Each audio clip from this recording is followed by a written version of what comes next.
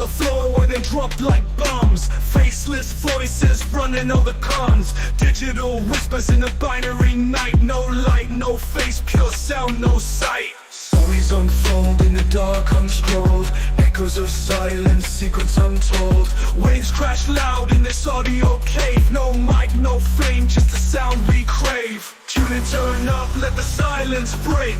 Raw, unfiltered, hear the earthquake. No mic needed, just a vibe that's real. Faceless words you can touch and feel.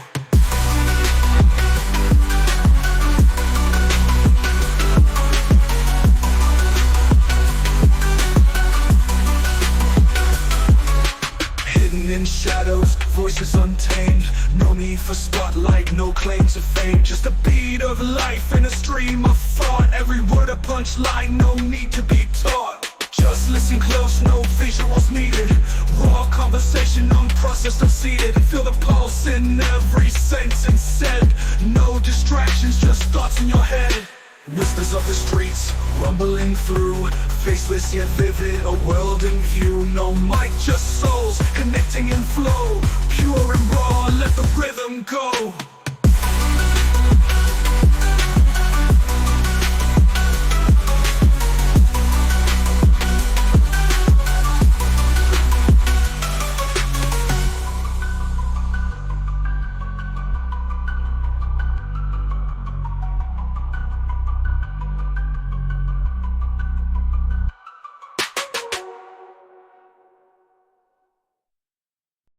It is given to few to add the store of knowledge, to strike new springs of thought, or to shape new forms of beauty.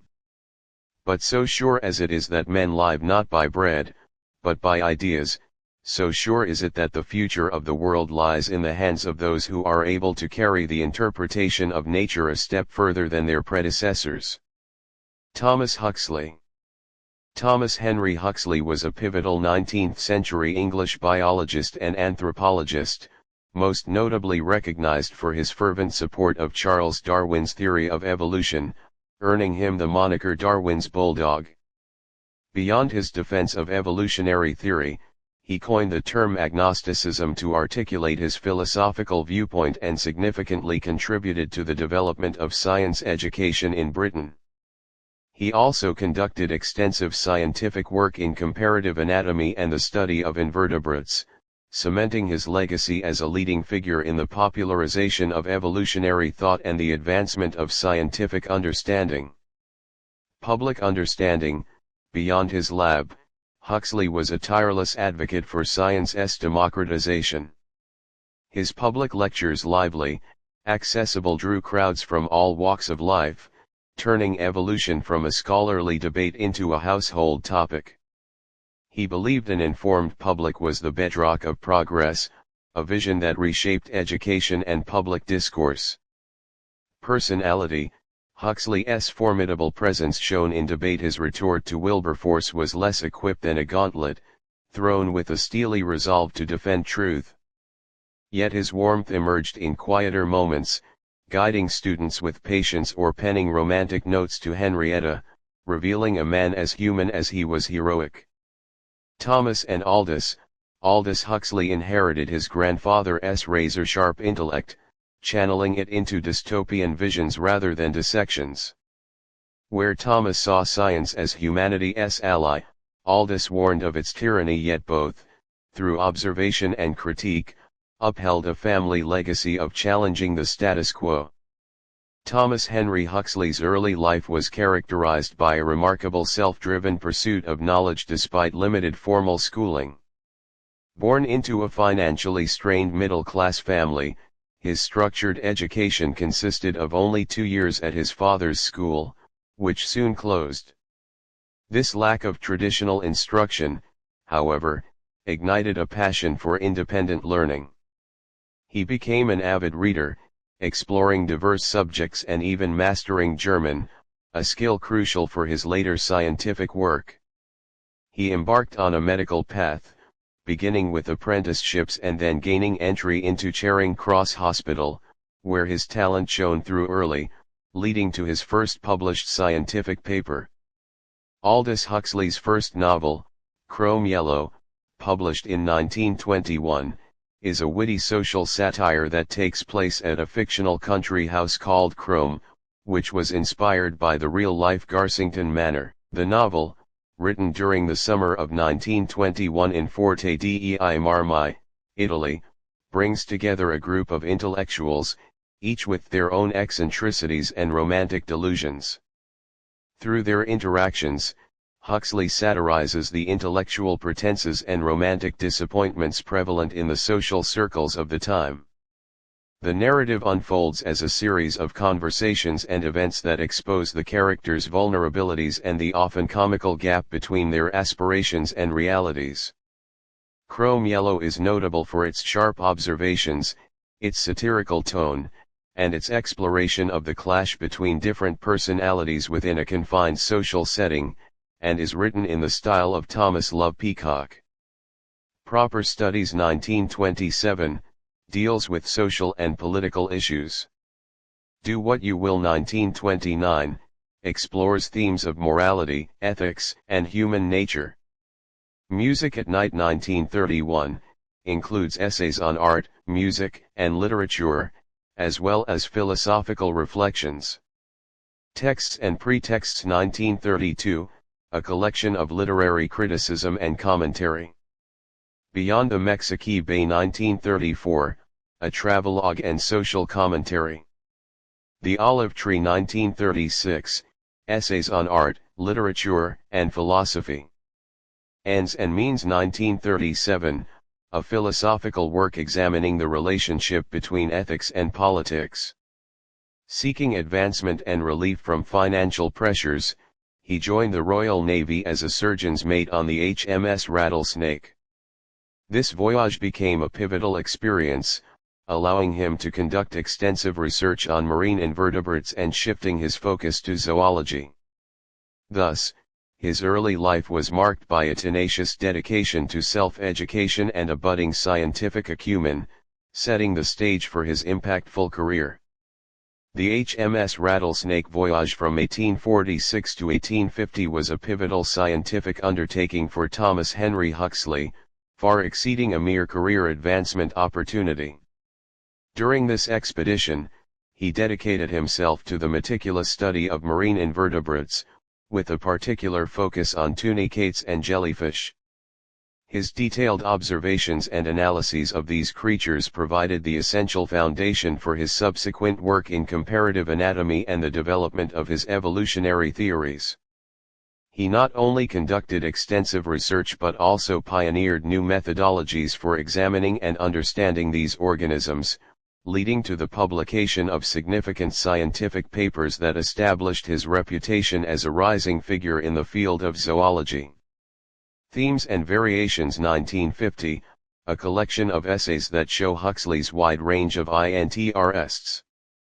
Adonis and the Alphabet 1956, a collection of essays that show Huxley's wide range of interests. Tomorrow and Tomorrow and Tomorrow 1956, a collection of essays that show Huxley's wide range of interests. Collected Essays 1958, a comprehensive collection of his essays. June 30, 1860, The Oxford Evolution Debate, a defining moment in Huxley's career and the public reception of Darwin's ideas. At the British Association for the Advancement of Science meeting in Oxford, Huxley clashed with Bishop Samuel Wilberforce. Wilberforce, a skilled orator representing religious orthodoxy, mockingly asked Huxley whether he claimed descent from an ape on his grandfather's or grandmother's side. Huxley reportedly responded that he'd rather be descended from an ape than a man who misused his talents to obscure truth. This sharp retort, though accounts vary, symbolized the clash between science and theology. The debate wasn't a clear victory in the moment both sides claimed success, but it galvanized public interest in evolution, cementing Huxley's role as Darwin's bulldog and helping popularize Darwin's theory by framing it as a rational, evidence-based challenge to dogma. Literature and Science 1963, essays exploring the relationship between these two fields. Thomas Henry Huxley's first major work, and arguably one of his most significant, was Evidence as to Man's Place in Nature, published in 1863. This book was a landmark publication that directly confronted the implications of Charles Darwin's theory of evolution for humanity. Through meticulous comparative anatomy and paleontological analysis, Huxley presented a compelling argument for the close evolutionary connection between humans and apes. This work was both groundbreaking and highly controversial, as it directly challenged the widely held belief in humanity's unique and separate creation. It was the first book dedicated to human evolution and served as a crucial piece of evidence in the broader acceptance of evolutionary theory. A Liberal Education 1868, a collection of essays, notably features Thomas Henry Huxley's A Liberal Education, and Where to Find It, which argues for the importance of scientific training alongside classical studies. Huxley advocated for an education that equipped individuals to understand and engage with the natural world, emphasizing the value of empirical observation and critical thinking. He believed a liberal education should prepare individuals for the realities of modern life, not just the contemplation of ancient texts. The work as a whole reflects the mid-19th century debates about the role of science in education and its relevance to intellectual and societal progress. In his later years, Thomas Henry Huxley produced Evolution and Ethics and Related Lectures, a body of work that holds significant importance in understanding his philosophical contributions. This work delves into the complex relationship between the process of evolution, as he understood it, and the development of human ethical behavior. It represents a critical examination of whether evolutionary principles could or should serve as a foundation for morality, and it reveals his considered thoughts on the inherent tensions between the natural world's struggle for existence and the human capacity for ethical conduct. This exploration of the intersection of science and morality forms a crucial part of his later philosophical output, demonstrating his ongoing engagement with the broader implications of evolutionary theory. Thomas Henry Huxley died on June 29, 1895, in Eastbourne, England. His death followed a period of declining health, though he remained intellectually active until near the end. He succumbed to influenza, a common ailment of the time. He was 70 years old. We live in the hope and faith that, by the advance of molecular physics, we shall by and by be able to see our way as clearly from the constituents of water to the properties of water, as we are now able to deduce the operations of a watch from the form of its parts and the manner in which they are put together. Thomas Huxley. Modern influence, evolutionary biology. Huxley's Man's Place in Nature pioneered human evolution studies. His defense of Darwin at the Oxford debate and beyond enabled the modern synthesis. His work laid a foundation for modern paleoanthropology and genetics. Comparative anatomy and phylogenetics. Huxley established comparative anatomy as vital for evolutionary studies. His meticulous dissections and classifications prefigured modern phylogenetics and cladistics. His work on hydrozoa impacted developmental biology. Science education and public engagement. A liberal education revolutionized science teaching, emphasizing inquiry. His public lectures and essays set a precedent for modern science communication. Philosophical underpinnings. His concept of agnosticism underlies the modern scientific method. Evolution and ethics informs modern debates on evolutionary psychology and bioethics. Paleontology. Huxley's fossil work refined evolutionary interpretation. He bridged living anatomy and paleontology, prefiguring evodevo.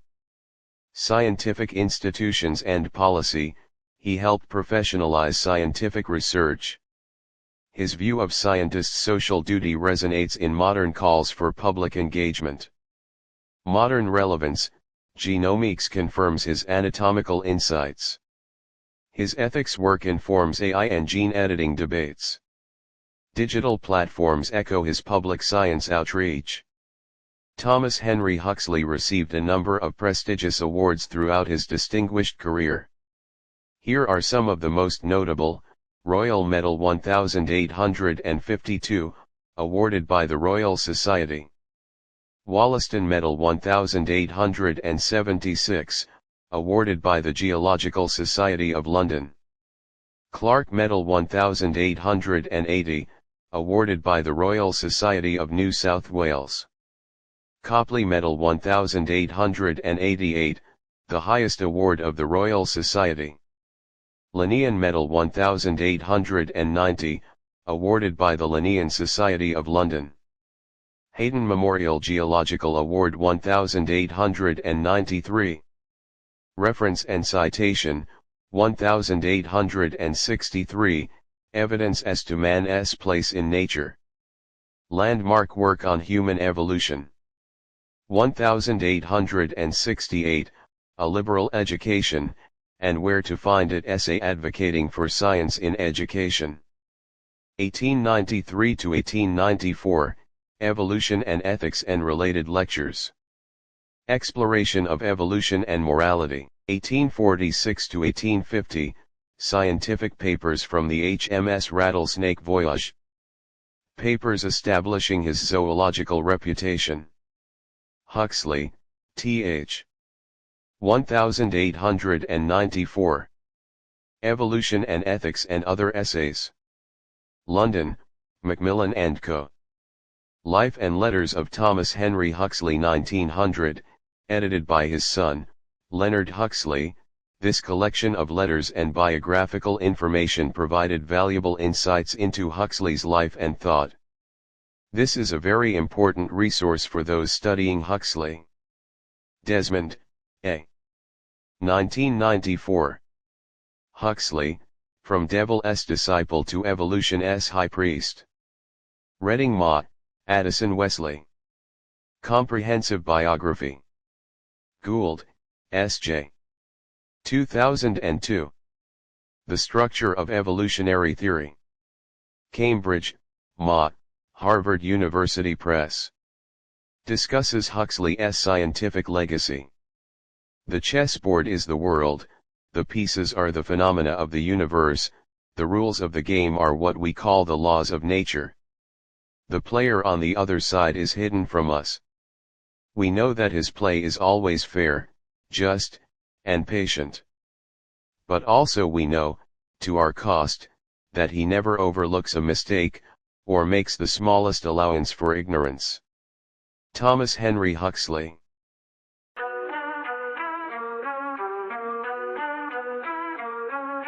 Racks on the floor where they drop like bombs. Faceless voices running all the cons. Digital whispers in a binary night. No light, no face, pure sound, no sight. Stories unfold in the dark unscrolled. Echoes of silence, secrets untold.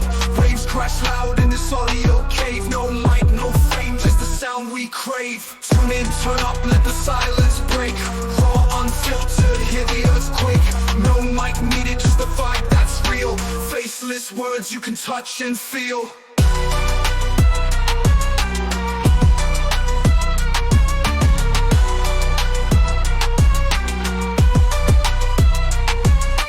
Hidden in shadows, voices untamed. No need for spotlight, no claim to fame. Just a beat of life in a stream of thought. Every word a punchline, no need to be taught. Just listen close, no visuals needed.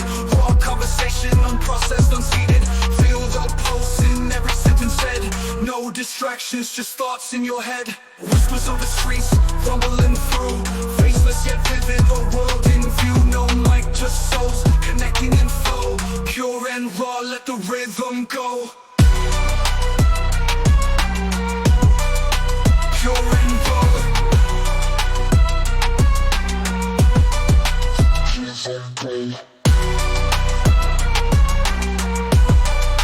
Pure and raw.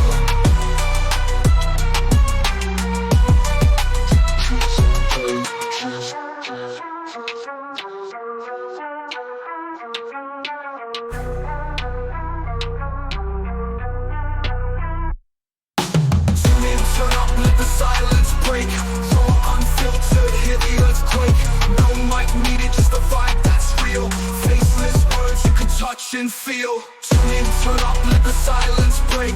Raw, unfiltered, hear the earthquake. No mic needed, just the vibe that's real. Faceless words you can touch and feel. Pure and raw.